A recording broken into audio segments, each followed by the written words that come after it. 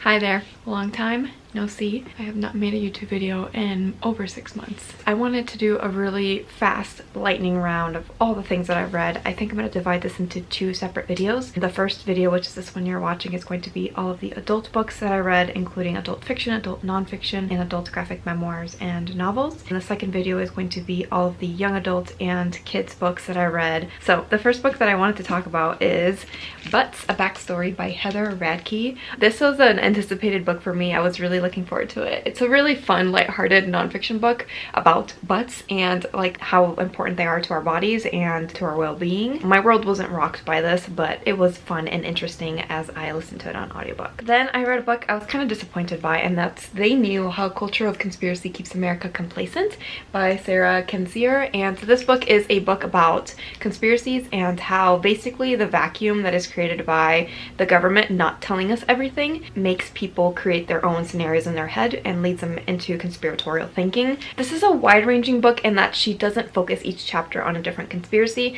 She kind of just talks about everything all at the same time, and at times I found that confusing. What I least liked about this book is the tone and how the author wrote it. It really comes across like I am better than you and I'm smart and you guys should have listened to me like 10 years ago when I predicted all these things were going to happen. And I don't think it's a really effective way to speak to your audience. To me, it just came across really belittling and I didn't really enjoy it. And I gave this book 2 stars. After that, I read a book I really enjoyed. That was We Were Once a Family by Roxana Asgharian. This is a story of the family that had 2 women mothers who adopted a bunch of children. I think it was like 6 children total from 2 separate families through the foster system. In 2018, they drove the entire family off a cliff and they all died. Their whole car went down a cliff. And it's really trying to piece together what happened to lead this all to occur. And also what I most valued about this book is how it really looks back into their original families, their birth families, and how the system, how the foster system works and how the welfare system works in America made these children be forced into the foster care system and then be adopted by these people who ended up murdering them. It's really heartbreaking, but also I think really well done, really captivating, interesting. A book that I read really quickly, and I really valued this book and I gave it 4 stars. Then I read Paris, the Memoir, not a memoir, the Memoir by Paris Hilton. I was really looking forward to this, kind of in the sense of how I've been looking forward to 2000s to 2010s celebrities writing memoirs about the time that they lived, the toxic time that they lived like 2 decades ago. I feel like I have a newfound appreciation for how Paris was raised and how that led her to some of the choices that she made. I think what's most fascinating about this book and why you would want to read it is because of how she speaks about the troubled teen industry and how basically her parents made this company like come and kidnap her in the middle of the night and send her to this boarding camp in the middle of the woods where they were verbally abusive to her, physically abusive to her, like emotionally abusive, and how that affected her and how she developed like after she got out of the boarding school that she was in. I think this book doesn't go as far as I need it to when it comes to how she views her family and her family's hand in all of this. I feel like she is not ready to have that conversation yet of how much emotional trauma she has been through because of her family. After I read this, I did end up watching her documentary where she meets a lot of people that she was with during the times that she was at these boarding schools, and it was really fascinating to also see kind of the troubled teen industry from like a visual perspective after I was done reading this. I think I ended up giving it 3 or 3.5 stars. I read another fun, lighthearted book that is called Swipe Up for More by Stephanie McNeil, Inside the Unfiltered Lives of Influencers. And this book focuses on 3 specific influencers. One is like a fitness influencer who you've probably seen on commercials with like Lululemon and Peloton. I think she's done stuff with Peloton as well. A Mormon like family blogger influencer on Instagram, and then the last is like a fashion influencer that came up during like the early 2010s and kind of viewing how she's still an influencer and what she has to do to kind of change to still meet what people want from influencers today, what kind of money they make, what demands this industry makes on them and their families, this social media industry that exists today, and how people like this is truly their careers. And I just find it super interesting to learn about that. I really enjoyed this one and I gave it 3.5 stars. Then I read Women We Buried, Women We Burned, which is a very wordy title that I don't think really fits what the book is about. And this book is by Rachel Louise Snyder, who wrote a book that I really valued that I read a couple years ago called No Visible Bruises, that's about domestic violence. Great book. I totally recommend it. I think I would recommend it more than I recommend her memoir. It's about her growing up in a family where her mother passed away really early on, and the way that her dad changed after her mother's passing. He became a very religious man who kind of indoctrinated his children to behave, to fear God and to fear punishment, and again the physical and emotional trauma that she suffered at the hands of her dad and her dad's new wife, the schools that she was attending as a result of this, and then kind of how she grew from there. She left home really early on and became involved in the music industry, and then became a journalist too. I feel like the beginning part of it was really paced well, and then the later parts was kind of harder for me to want to finish, but overall I did enjoy it and I gave it 3 stars. After that, I read a book called Monsters, which I really found fascinating. This is a book that looks into how we view different people who have been canceled, and the author really takes like an analytical approach to what it is that they did and trying to see if it's possible for her to separate the art from the artist when it comes to these specific people. She talks about like Woody Allen and J.K. Rowling, and each chapter is kind of a different person, and like her main person that she's really focusing on is Woody Allen because she loved his movies growing up. And I think it was a really fascinating way to like see my own brain thoughts in like text form, and I do recommend it, and I give it 4 stars. Over time, like the arguments were strongest towards the beginning, and I did lose some focus and interest in it towards the end. Not a book where like I agree with everything, but it still was very mentally stimulating and interesting to read. After that, I read Birth. This book focuses on 3 women who are, I believe, in Oregon or Washington, one of those Pacific North states. It's kind of like their lead up in their journey to give birth. The 3 women were really interested in like non-medical, like non-hospital births, and what I found most interesting about this book is how their ideas of what kind of births they wanted to have did not really come to fruition and did not really follow perfectly as they anticipated at the beginning of their journey. And I think that's kind of like the point of the book, is like whatever goal or plan you might have for it is not going to go according to plan 100%. They're all different kinds of women. One is a black woman who's becoming a nurse and like working at night. One is a woman who works in the main clinic with midwives. They're all in like heterosexual relationships, and they all have I would say like middle class backgrounds. If you're interested in pregnancy in America and what women go through, I thought it was interesting, though there is a part where there is a lot of vomiting and diarrhea and lots of stuff that's happening while the birth is almost occurring, so watch out for that because that was not something that I truly anticipated. It was a good book, and I ended up rating it 4 stars. I also read 24 Hours in Charlottesville, or really I listened to. This is an oral history of what happened in Charlottesville in 2017.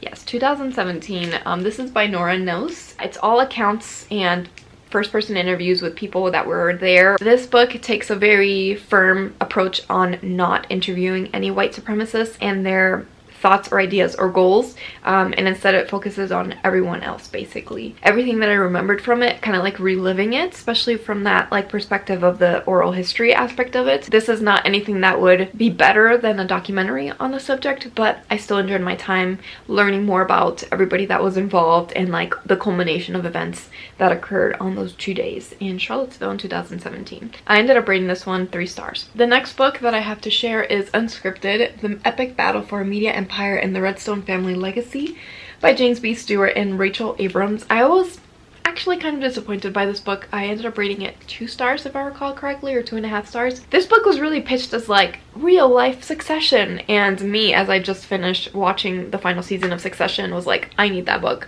And instead this book was just like tabloid drama of horrible people. Particularly the men in the story were very, very horrible, and I don't really know if I understand what the point of it is. Like, I don't know if I really learned that much for me to be okay with the fact that the people who we're talking about were so horrible. So anyway, it focuses on the guy who started CBS. I would say like the first 75% of the book is on that, and then the last 25% is basically like who's going to take over for him when he dies.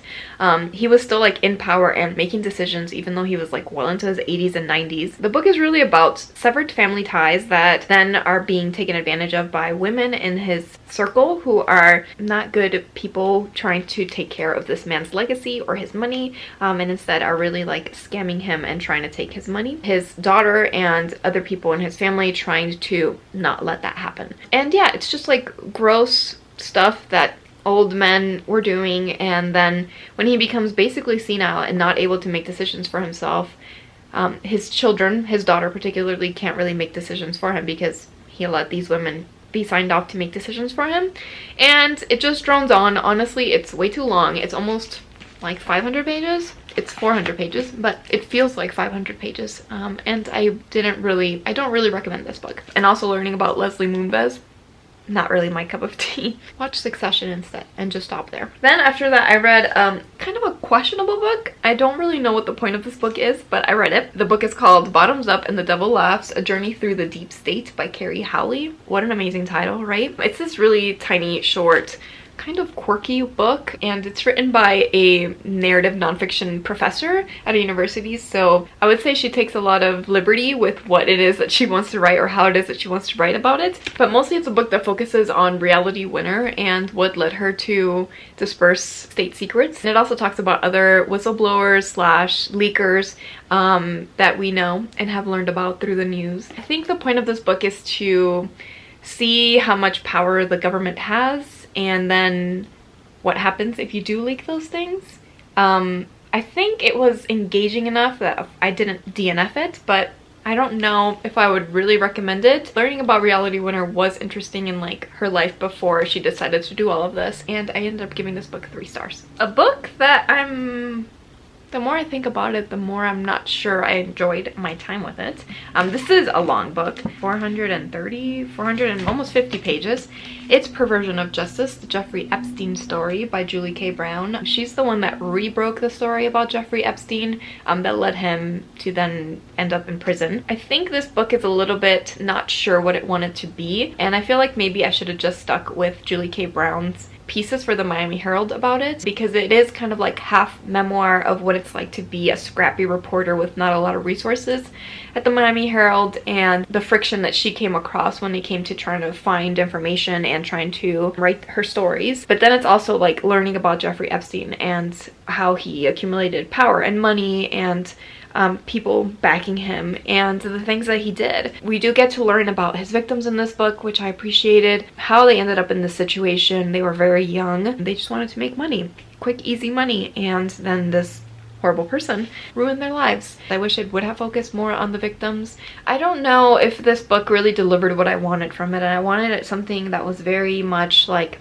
high caliber, like true reporting, and I feel like a lot of it was like, I went for a run before I went to meet my source to write my story, and I think we focused too much on that and not enough on the case in a way that was like linear enough and like engaging enough where you could see like cause and effect. Yeah, it's very muddy, and I wish I kind of would have read the stories instead of the book. And then the last nonfiction book I finished last week was Pageboy by Elliot Page. Mostly it's about relationships, honestly, and like the way that he was raised and how that affected his relationships and the kind of sex that he had. Obviously it's going to be somewhat about transitioning and gender and sexuality, but I felt like it was more leaning on relationships and like how different people in his life made him feel than it was about like the process of transitioning. It's not so much about that, and I don't think that journey is completely done either, so maybe there's like another memoir that he could write about this experience. A lot of it too is about coming up in Hollywood and what it was like to land the roles that led him to become a household name, and kind of what expectations Hollywood had for him when it came to how he should look and dress and be. I ended up really enjoying this book. It's got a tone that's very like melancholy and sad and very soft and tender, and I appreciated that. I think I gave it 3.5 stars. A book that I read that I think I enjoyed, but I don't think I'm going to continue in the series, is A Curious Beginning. This is a like historical fiction mystery. It's a very renowned and like well-known series, the Veronica Speedwell series, which a lot of people have read, and I kind of wanted to go into it hoping that like the mystery and historical romance would work for me, and I think it mostly did. But I would say that the reason that it worked was because I enjoyed Veronica Speedwell as a character. She was just very spunky and fun. I also enjoyed like the banter between the love interest and her, but I don't think I loved the mystery, and I didn't really love like the solution of the mystery, and for that reason I don't think I'm gonna read the second one. But now I've read it, and now I know more about myself as a reader when it comes to historical mystery romances. I also read the much anticipated and much talked about Yellowface by R.F. Kuang. I settled on 3 stars for this book. I didn't feel like the book knew what it wanted to be. Part of the book, especially the beginning part of it, has this feeling of it being a thriller and you not knowing what's going to happen next. Basically, the main character commits this like theft of work, of fictional work. The way that she's almost caught multiple times, and then it really turns into like a diatribe against like the way the media thinks about writing, and I would say even like book Twitter and like booktube and book Instagram. I didn't really like the, I would say, last 3/4 of it, where it focuses so much on like the internal like anger that the main character feels towards these social media spheres that exist. It also became more of a drama and less of a thriller, and I feel like the thriller aspect was more fun when she was like almost getting caught. It's definitely a book that is meta and thinking about books today and how race matters to the product. It also like matters like what book is picked, selected by a chosen few people in the publishing industry to be like the next best thing. I ended up giving it 3 stars. It's a book that I read really quickly on an airplane to start with, and then took me forever to finish. So take with that what you will. Have you enjoyed Yellowface? Have you read it? I thought I was going to be better than it was. And then a book that I did enjoy, the thriller will they, won't they, cat and mouse aspect of it, was How Can I Help You? And this is a book that I read really quickly, listened to really quickly. That's about a nurse that turns into a library worker. She moves to this town and becomes involved working in the library. And then there's a new reference librarian that comes in, and this reference librarian starts noticing aspects or things about this library worker that maybe she's not who she says that she is. So she tries to learn more information about her, and people start dying, and maybe this new library worker, nurse library worker, is at the hands of it. And it's very much this like cat and mouse, who's gonna catch who, who's gonna find out what from who, and like what secrets are they each hiding from each other. I found it really fun and exciting. I really enjoyed the characters, but I enjoyed like the characters, they were pushed to be so extra and so dramatic and like so unlike what my real life is, that it was an exciting read for me, and I ended up giving it 4.5 stars. Probably the best fiction book that I've read this year. And then last but not least, the last fiction book that I read was Big Swiss by Jen Vegan. This is another book that was kind of weird, like How Can I Help You? I think this one was probably weirder though.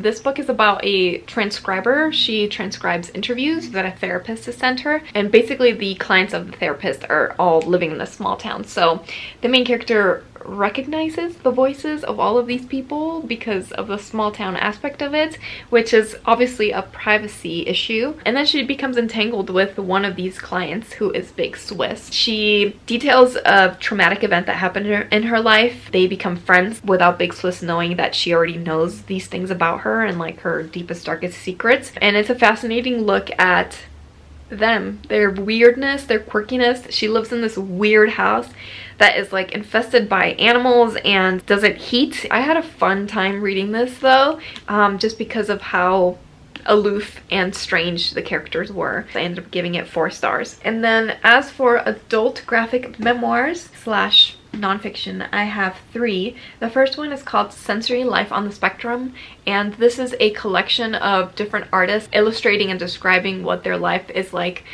dealing with autism or being on the autism spectrum. And I really enjoyed my time with this book. I especially love anthologies like this where so many different kinds of illustrators are featured, because you get to see so many different kinds of art styles, and I really enjoy that. And it's also just really interesting and informative to see how different autistic people experience autism and the kinds of things, stims, and like life things that impact them. And I gave it 4 stars. I also read the new Debbie Tung, Everything Is Okay, another book that I was kind of disappointed by. I think I gave it 2.5 stars. It was just very surface level, I think, and it was very much comics, and what I wanted from it was what we got in some of her previous work, where it was more narrative driven, like a story from beginning to end that you're seeing come to fruition. This instead is more kind of like issues with anxiety and depression that she is dealing with her boyfriend and also with her therapist and her family and her work. So I did finish it and I did like it, but I wanted something different out of this, and it didn't really hit like other Debbie Tung books have hit for me before, and I've read quite a few of her books at this point. So that's that one. And then last but not least, I read And Now I Spill the Family Secrets, which I also don't have with me.